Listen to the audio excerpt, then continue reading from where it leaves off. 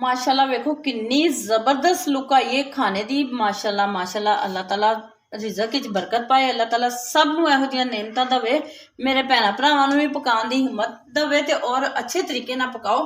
अस्सलाम वालेकुम प्यारे बच्चों प्यारी बहनों, कैसे हो? उम्मीद है कि आप ठीक होंगे। प्यारे बच्चों अपना बहुत सारा ख्याल रखा करें, फजीलत किचन ब्लॉग को दुआओं में याद रखा करें। अगर आपने मेरा चैनल सब्सक्राइब नहीं किया तो जरूर करें, अलर्ट का बटन दबा दें और जल्दी जल्दी सब्सक्राइब, आपको आने वाली हर वीडियो आपको बर वक्त मिल सके। आए हमारे साथ आपको दिखाते हैं हम क्या पकाने लगे हैं।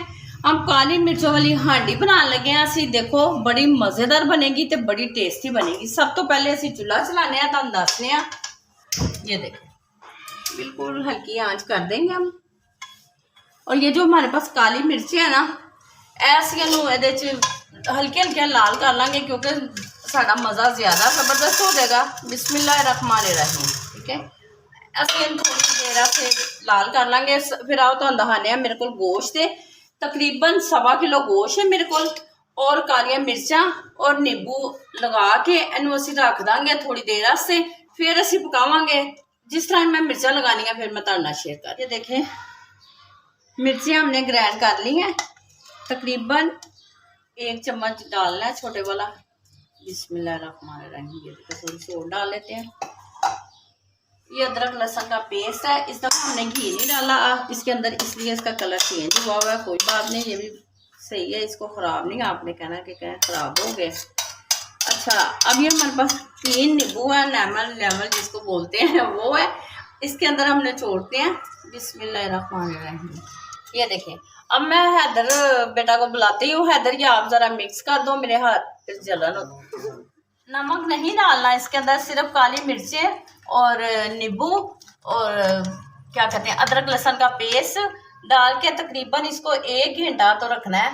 मस्ट है कि इसको रखेंगे तो फिर इसका जायका बहुत अच्छे से बनेगा और इन्ना मज़ेदार है चिकन बनता है। अगर जिन्होंने मेरे भैन भरावां नूं एलर्जिक है या कोई मिर्चा खाने का इशू है, मिर्चा ये बिल्कुल नहीं लगदियां, मेदे नूं असर नहीं होंदा। काली मिर्च वैसे ही फायदेमंद है और लाल तो तुसीं छड्ड ही दिओ ना।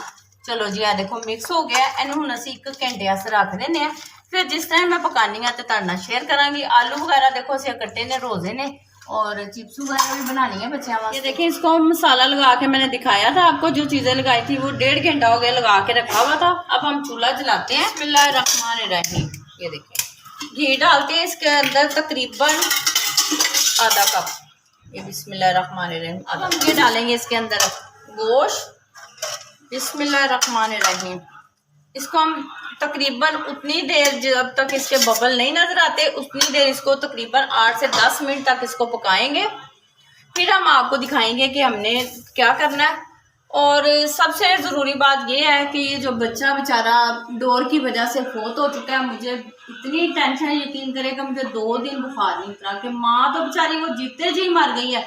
जो भी मेरे भाई हैं इस चीज़ का शौक रखते हैं उनसे बहुत गुजारिश है कि ऐसे काम ना करें, बच्चे ना करें, नुकसानदेह है। देखिए माँ का बच्चा चला गया, बहन का भाई चला गया, घर उसका बर्बाद, जो आने वाली थी वो बेचारी भी बर्बाद हो गई। ये छोटी छोटी चीज़ें मेरे बेटा आप ध्यान से करें। ये देखिए उसके साथ हादसा हो गया तो हमारे साथ भी हो सकता है। ये आप लोग इस चीज़ की तैयार। माशाल्लाह अब देखो कितना ज़बरदस्त फ्राई हुआ है, कितना ज़बरदस्त। देखो लहसुन की खुशबू आ रही है और जो नींबू पाया सी दोनों चीज़ों की बड़ी ज़बरदस्त कालियां मिर्चों की खुशबू आ रही है। ऐसे तरह ही तुसीं भुनना है। अल्लाह ताला सब के खाने बरकत पाए, रिज़क बरकत पाए, अल्लाह ताला सब नेमत देवे। और हुण मैं नीचे रखनी आ। बिस्मिल्लाहिर्रहमानिर्रहीम। ऐसा अच्छा हुण मैं दूसरा बर्तन रख देनी आ। असीं हुण इहदे च पावांगे तकरीबन अद्ध पासे होर पावांगे, अद्ध पासे अगे पाया सी। बिस्मिल्लाहिर्रहमानिर्रहीम। आयल पा लो, घ्यो पा लो, जो भी है तुसीं पा सकदे जे, वो तुहाडी अपनी मर्जी है। ए साडे कोल प्याज ने तकरीबन 1 बड़े वाला प्याज है, मोटा मोटा कटना है वो तुहाडी मर्जी है, चाहे मोटा कट लो चाहे बारीक कट लो। अच्छा ए हुण असीं तकरीबन थोड़े थोड़े लाल करांगे, ज़्यादा नहीं लाल करांगे। ए जिस तरह लाल होंदे ने फिर मैं तुहानूं अपने भैनों हाँ लहसुन अदरक का पेस्ट भी असीं नाल ही पा दिता, थोड़ा पाया है क्योंकि असीं ओहदे च भी पाया है तो फिर ज़्यादा अच्छा नहीं लगता, बच्चों को पसंद नहीं। तुसीं भी इन्ना ही पाना क्योंकि लहसुन का असीं इन्ना इस्तेमाल ओहदे च भी माशाल्लाह कर लिया, इहदे च भी ਹੁਣ ਜ਼ਿਆਦਾ ਬਰਾਉਨ ਨਹੀਂ ਕਰਨੇ, ਹਲਕੇ ਹਲਕੇ ਬਰਾਉਨ ਹੁੰਦੇ ਨੇ। ਫਿਰ ਮੈਂ ਤੁਹਾਨੂੰ ਦੱਸ, ਪਿਆਜ਼ ਬਰਾਉਨ ਹੋ ਗਿਆ ਸੀ, ਵਾਵਾ ਨਹੀਂ ਕਰਨਾ ਸੀ, ਥੋੜਾ ਜਿਹਾ ਬਰਾਉਨ ਕੀਤਾ ਇਹਨੂੰ। ਤੇ ਅਸੀਂ ਹੁਣ ਇਹਨੂੰ ਗ੍ਰੈਂਡ ਕਰਾਂਗੇ, ਠੀਕ ਹੈ। ਪਿਆਜ਼ ਅਸੀਂ ਗ੍ਰੈਂਡ ਕਰ ਲਿਆ, अच्छे तरीके ਨਾਲ ग्रैंड करना है। ਅਸੀਂ ਉਹਨੇ ਦੇ ਵਿੱਚ ਪਾਵਾਂਗੇ ਜਿਹੜਾ ਸਾਡੇ ਕੋਲ ऑयल है। बिस्मिल्लाह रहमान रहीम, ठीक है। अच्छा थोड़ा जिहा पानी पा लेने क्योंकि साड़ा ज़ाया ना होवे प्याज। चलो ज़्यादा नहीं पानी पावांगे। ਇਹ ਸਾਡੇ ਕੋਲ ਕਾਲੀਆਂ ਮਿਰਚਾਂ ਨੇ, ਅੱਗੇ ਵੀ ਅਸੀਂ ਉਹਦੇ ਵਿੱਚ ਪਾਈਆਂ ਸੀ ਕਾਲੀਆਂ ਮਿਰਚਾਂ, ਤੁਹਾਨੂੰ ਦਿਖਾਈਆਂ ਸੀ। ਹੁਣ ਥੋੜੀਆਂ ਜਿਹੀਆਂ ਪਾਵਾਂਗੇ ਅਸੀਂ ਇਹਦੇ 'ਚ। ਔਰ जीरे का तो सुके धनिया का पेस्ट है, वो तकरीबन 1 चम्मच पा देंगे, थोड़ा जिहा और पा देंगे। 1 चम्मच वह, 1 चम्मच यदा, 2 चम्मच क्योंकि इकट्ठा ही सी। नमक है साढ़े कोल, नमक तो असी अपने हिसाब नाल ही पावांगे, तुसी भी अपने हिसाब नाल ही पाना है क्योंकि ज़्यादा ना हो जाए। यह देखो अद्धा चम्मच पा देने, अगर घट होएगा तो फिर पाइएगा, ठीक है। हुण असी इहदी फ्राई करने।